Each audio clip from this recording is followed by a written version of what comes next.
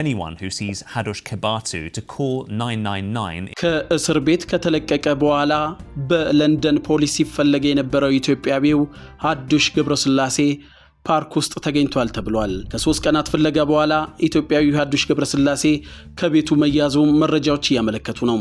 ከእስር ቤቱ በሰተት ተለቆ የነበረው 38 ዓመቱ ኢትዮጵያዊ ስደተኛ ሀዱሽ ገብረስላሴ ከቤቱ በለንደን ፖሊስ እጅ መግባቱ ተረጋግጧል። That's the suspect.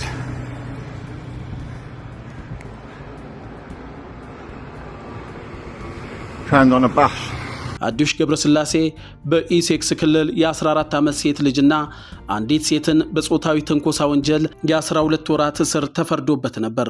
MP Chelmsford on Friday has been arrested. Hadush Kebatu was arrested by Met police officers in the Finsbury Park area of አርብ ዕለት ከኤችኤምፒ ቼምልስፎርድ እስር ቤት ወደ ኢሚግሬሽን ማቆያ መዞር ሲገባው በሰራተኞቹ ስህተት ምክንያት በነፃ ተለቆ ነበር። ከቀናቶች ከፍተኛ ፍለጋ ከተደረገ በኋላ የሜትሮፖሊታን ፖሊስ ዛሬ በለንደን ፊኒስበሪ ፓርክ አካባቢ በቁጥጥር ስር መዋሉን አረጋግጧል።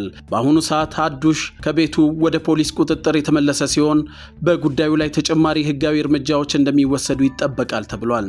ሮይተርስ፣ ዘ ጋርዲያን እና ቢቢሲ ይህንን መረጃ ይዘው ወጥተዋል። That's the suspect.